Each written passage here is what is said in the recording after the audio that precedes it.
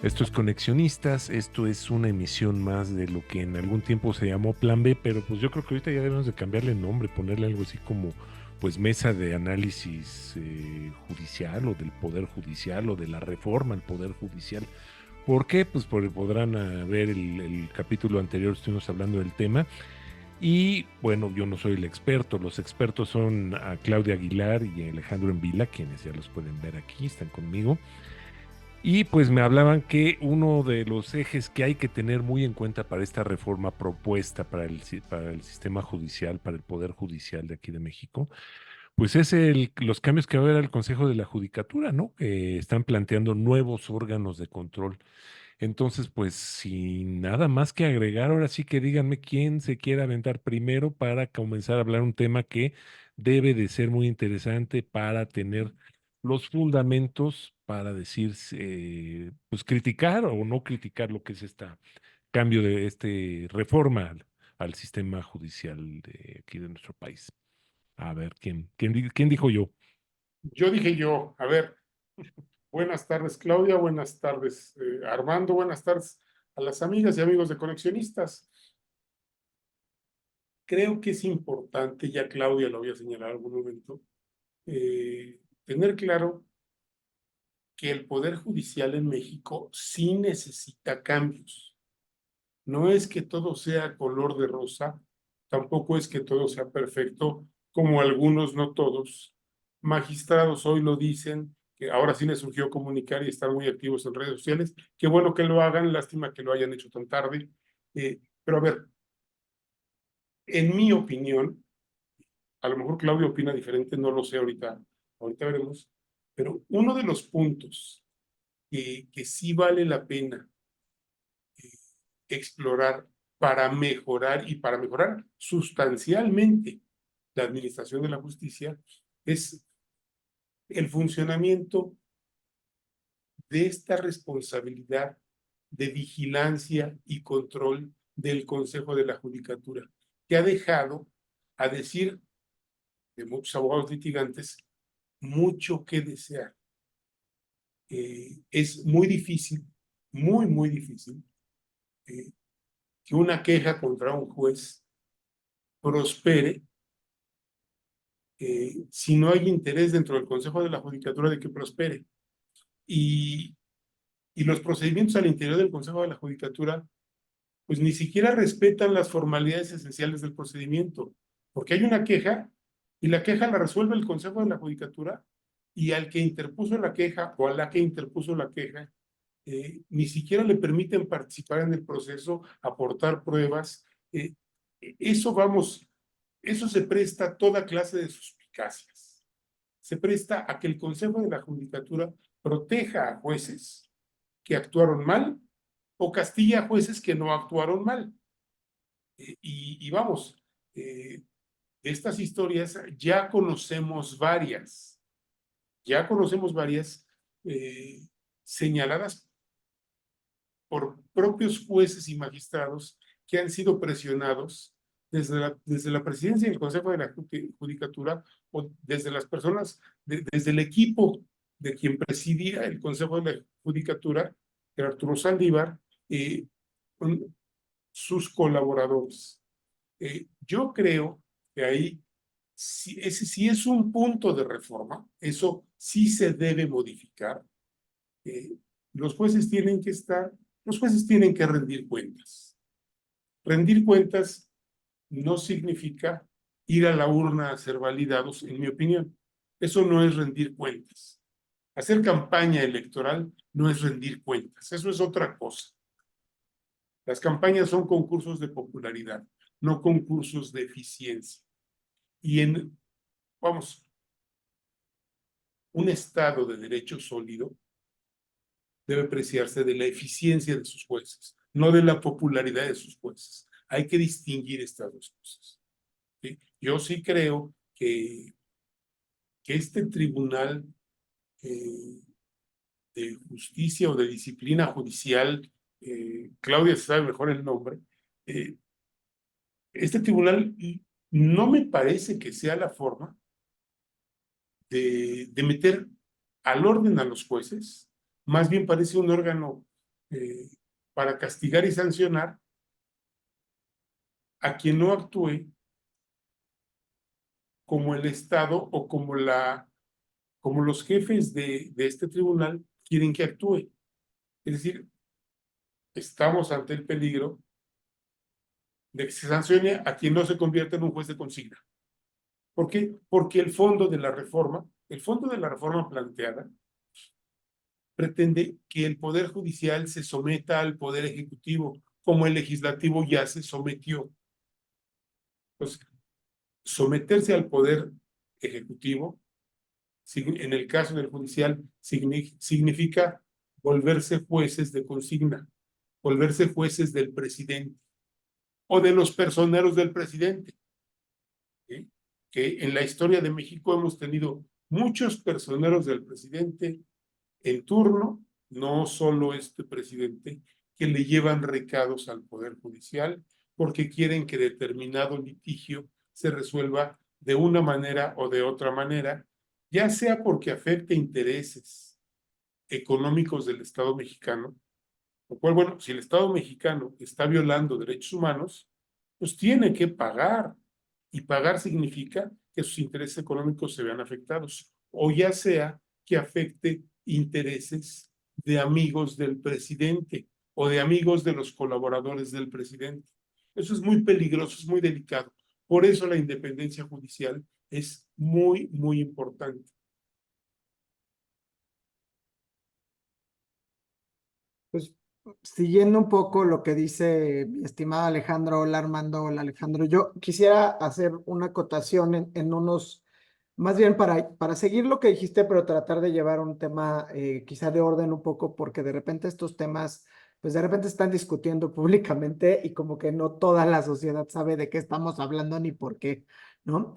Entonces, en ese sentido, quisiera dar un poquitito de contexto sobre la creación del Consejo de la Judicatura Federal como esta idea que se tuvo también en 1994, ¿no? O sea, también se crea en esa reforma de la que se ha hablado en otras ocasiones, impulsada por el presidente Cedillo, y se crea en 1994 con una finalidad muy específica, es decir, se crea este órgano, ¿no? Que es el Consejo de la Judicatura Federal, con un objetivo de descargar, por decirlo coloquialmente, a la Suprema Corte de las tareas administrativas y de las tareas de vigilancia para que la Corte pudiera realmente concentrarse en la función principal a la que se le ha ido apostando en los últimos tiempos, que es precisamente que sea un verdadero tribunal constitucional, ¿no? Que resuelva las cuestiones de constitucional. Y en ese sentido, se deposita o se encarga en el Consejo de la Judicatura Federal la supervisión, la administración, la vigilancia y la disciplina también de los órganos del Poder Judicial de la Federación, exceptuando desde luego tanto a la Corte, que tiene su propio órgano de vigilancia y administración, y en algunos casos al Tribunal Electoral del Poder Judicial de la Federación, porque eso pues también tendremos que abordarlo de manera separada de las reformas que se han ido dando. Pero entre las funciones básicas del Consejo de la Judicatura Federal podríamos enunciar algunas.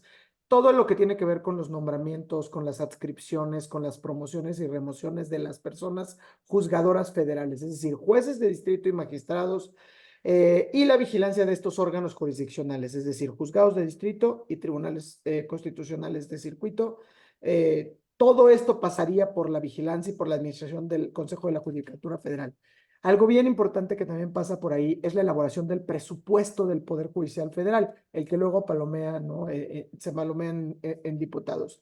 Y obviamente, algo que es relevante es que este propio órgano, ¿no? El Consejo de la Judicatura, también va delimitando territorialmente cómo se entienden los circuitos y los distritos judiciales. ¿Por qué? Porque precisamente por ser uno de los poderes de la Unión tiene conocimiento para poder hacer esta división territorial en términos de el número de casos que se reciben o que se deben resolver en cada parte del territorio nacional. ¿Qué es lo que pretende esta reforma? Porque este es este segundo eje, como bien señalabas, Armando. Lo que pretende es decir, voy a sustituir el Consejo de la Judicatura Federal, que hoy por hoy es un solo órgano con estas, digamos, dos grandes funciones, las que tienen que ver con la vigilancia y las que tienen que ver con la disciplina. Lo voy a sustituir por dos órganos que van a ser sustituidos por un órgano de administración judicial y un órgano que se conoce como Tribunal de Disciplina, que es al que se estaba refiriendo con mayor énfasis Alejandro hace un instante, ¿no? Entonces, en estos objetivos que tiene la reforma, pues desde luego que presenta en principio como una idea de, a ver, yo propongo desaparecer al Consejo de la Judicatura, lo voy a sustituir por estos dos nuevos órganos con ciertos objetivos principales, ¿no? Que parecen loables si los vemos así. Separar las funciones administrativas de las de vigilancia, ¿no?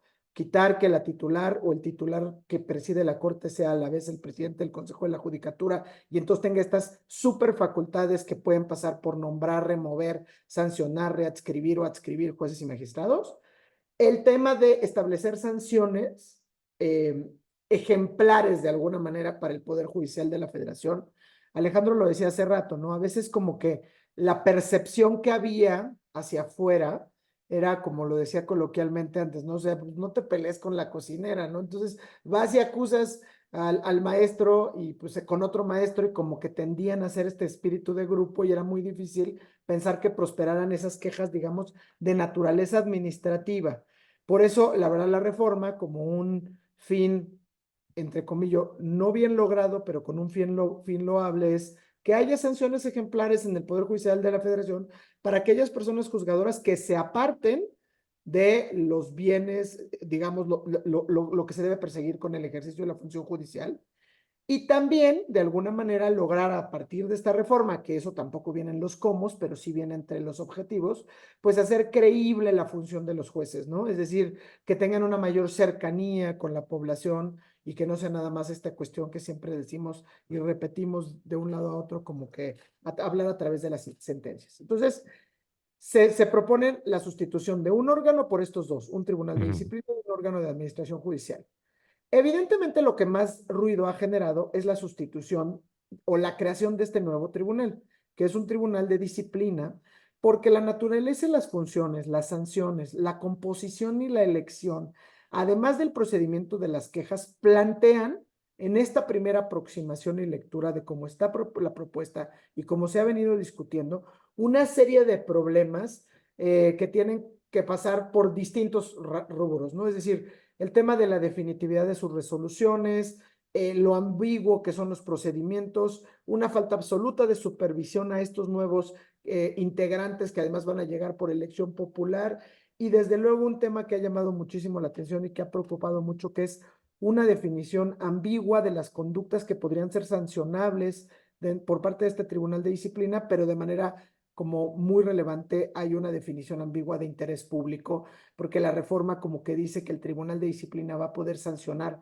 a los funcionarios por actos contrarios al interés público o a la adecuada administración de justicia, términos que digo son ambiguos, por decirlo menos, y eso desde luego pues puede abrir la puerta a una serie de conductas y faltas como las que señalabas hace unos instantes, Alejandro. Entonces, ¿qué es lo que pretende para no extenderme? Bueno, lo que se hace es que este Tribunal de Disciplina en la propuesta se concibe como un órgano independiente dentro del propio Poder Judicial Federal, con facultades para investigar y para poder sancionar las conductas de otros funcionarios del Poder Judicial. En principio, en la reforma viene que están incluidos los ministros. Esto per se plantea un gran problema, digamos, de jerarquía entre el órgano límite del Poder Judicial de la Federación, que es en cuanto a funciones la Suprema Corte de Justicia de la Nación, y que aquí vendrían a poner este Tribunal de Disciplina. Esto ya se ha advertido en los diálogos que, como saben, ya terminaron, e incluso, pues, la propia ministra Esquivel hizo una contrapropuesta, digamos, o donde vienen unos matices donde ella misma habla que este Tribunal de Disciplina pues no podría tener facultades para sancionar y vigilar a los ministros y ministras de la Suprema Corte de Justicia de la Nación. Entonces, me parece que también serán de esas cosas que seguramente en un par de días veremos que ya se recogen en el dictamen de alguna otra manera y podríamos seguir platicando, ¿no? Contempla muchísimas sanciones, ¿no? Que van desde las amonestaciones hasta la destitución e incluso la inhabilitación para poder seguir ejerciendo los cargos, pero obviamente la destitución también de los ministros, incluso en este modelo, como viene en la iniciativa, sigue pasando por la necesidad de un juicio político conforme al procedimiento previsto actualmente. Y lo que ha generado más ruido junto con el tema de los procedimientos y los tipos, digamos, de sanciones o de conductas que son sancionadas es la composición y el método de la elección, porque va a estar compuesto o integrado por 5 miembros que van a ser electos por voto popular, directo y secreto de la ciudadanía y van a durar en su encargo 6 años, ¿no? Es decir, tienen nombramientos sexenales y lo que se plantea es que la presidencia de ese tribunal se renueve cada 2 años para que sea rotativa cada sexenio, digamos, dentro de esos magistrados que sean electos en ese periodo electoral, con propuestas de candidaturas tanto formuladas por el Ejecutivo Federal, por el Poder Legislativo y por el propio Pleno de la Suprema Corte de Justicia de la Nación. Entonces, digamos, esto a mí me parece que es bien relevante tenerlo sobre la mesa porque sí creo que hay un área enorme de oportunidad, de muchas cosas que se pueden corregir sobre el sistema judicial, sobre todo por lo que tiene que ver con los nombramientos, las adscripciones, las readscripciones, digamos, el no pervertir a través de los premios y los castigos la función judicial, pero que sí hay que tener mucho cuidado con esa otra parte que es justamente con el diseño de un tribunal de disciplina, que tal vez podríamos tener y pensar en la creación a lo mejor de un tribunal de responsabilidades de los servidores del Poder Judicial Federal, por ejemplo, si lo queremos separar del resto de los servidores públicos, pero que sí se distinga claramente lo que es propiamente la función judicial, ¿no? Lo que dice una legisladora en una sentencia, de lo que podría ser alguna falta administrativa. Entonces aquí mi pregunta sería, y sobre todo viéndolo desde afuera, desde el punto de vista de un lego, fuera de esas áreas de oportunidad que acabas de decir, fuera de esas cosas que podrían mejorarse, podrían ser mejoradas, ¿podría ser algo positivo esto, contrario a lo que vimos la vez pasada? No sé si quieres, yo diría brevemente para que Alejandro diga, yo creo que positivo es Ujú, pensar en cómo resolvemos los problemas que ha generado el Consejo de la Judicatura Federal y sin duda es positivo pensar en separar las dos funciones, lo que ujú, tiene que ver propiamente con administración de lo que tiene que ver con vigilancia y seguramente también es positivo para no politizar el encargo y para dejarlo en una función netamente administrativa, separar lo que tiene que ver otra vez, digamos un poco en el modelo anterior al 94, lo que ujú. son estas funciones que ejercen propiamente dicho los ministros y ministras de la Suprema Corte. Creo que ahí sí, pero de ninguna manera estamos, por lo menos no, estaría palomeando este diseño. Es una Ok, propuesta que me parece que es un buen punto de partida a debatir y que hace muchos años se ha dejado sobre la mesa, pero de ninguna manera palomearía por lo menos lo que se refiere al Tribunal de Disciplina. perfectible. El objetivo es bueno, lo que se persigue es bueno. La forma en la que se pretende alcanzar me parece que es sumamente deficiente y que nos Ujú, va a llevar a no alcanzar ese objetivo. Y eso, vamos, en política es inevitable sospechar.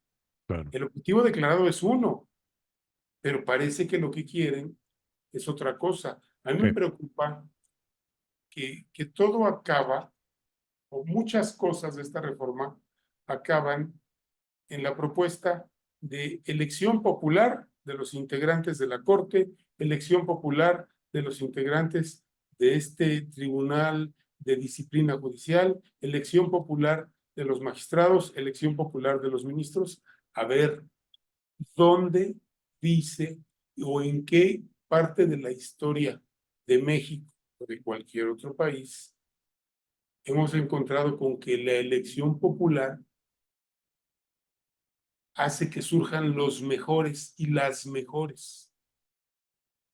Y en el poder judicial, o sea, la elección popular, vuelvo a lo que decía yo al principio, lo que nos permite es saber quiénes son más populares, no quiénes son mejores. Y un poder judicial con jueces populares no va a dar los resultados que la justicia y la sociedad demanda. Porque puede sonar muy bonito que tú los elegiste. Cuando empiecen a emitir resoluciones que no tengan pies ni cabeza, que sean notoriamente ilegales y además injustas, y lo emitan por intereses o por incapacidad, Ujú. entonces la sociedad va a protestar. Y si hoy tenemos un problema de distancia del Poder Judicial con la sociedad, vamos a tener uno mucho más grande, porque además vamos a tener un problema gravísimo de injusticia. A mí me preocupa que yo lo que noto en este proyecto, que insisto, puede tener un buen objetivo, pero vamos, ¿cómo dice el refrán? De buenas intenciones está empedrado el camino al infierno. A Exacto. ver, esto nos puede llevar al infierno judicial. Me preocupa que yo veo improvisación, Ujú. un proyecto hecho sobre las rodillas, que no contempla, Claudia lo decía, muchas cuestiones operativas que es indispensable tener claras para que las cosas funcionen. No puede haber ambigüedades. Vamos, las ambigüedades son subjetividades. En la ley son muy peligrosas. Eh, ¿Qué es el decoro? Pues para unos es una cosa y para otros es otra. ¿Qué son las buenas costumbres? Esas cambian con función de las épocas. Vamos, ese tipo de ambigüedades no pueden estar en una reforma seria. Y Claro. insisto, y yo aquí concluyo, yo veo mucha improvisación y desafortunadamente tengo que decirlo, a mí me lleva a pensar mal de lo que realmente se busca como objetivo. Muy bien. Pues si quieren, para finalizar, vamos viendo en qué tema va el proceso. Parece ser que ya terminaron los foros que habían realizado y qué es lo que sigue, ¿no? Para estar muy pendientes y sobre todo, pues nosotros seguir muy de cerca, pues para explicar, que nos ayuden ustedes a entender cómo está este tema y qué es lo que sigue, qué es lo que va a pasar, ¿no? Sí, yo creo que hay que seguir con eso, Armando, porque la verdad es que esto, como lo teníamos ya muy analizado y desmenuzado Alejandro y yo, Ujú. en un par de días yo creo que está anunciado que sale el nuevo dictamen. Ok.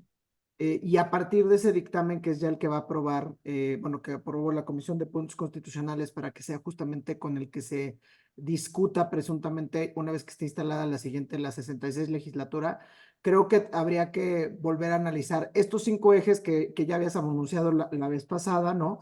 Un poco lo que tiene que ver con los nombramientos, este método de elección, este segundo eje que mencionábamos y que analizábamos hoy, que es la sustitución del Consejo de la Judicatura, y Ujú. luego abordar estos que están pendientes, pues a partir ya del nuevo dictamen, que serían, digamos, estas nuevas reglas procesales donde se establecen estos plazos para que la justicia sea verdaderamente pronta y expedita en materia penal y en materia fiscal, sobre todo, y otras cuestiones que tienen que ver ya con el método específico para los nombramientos, las elecciones, los requisitos de elegibilidad, que son como que estos puntos que para el cierre de los diálogos ya los diversos actores, voceros, digamos, relevantes, han dicho que van a venir modificados en el dictamen que seguramente se llegue a conocer, pues si no es mañana, a finales de esta semana, ¿no?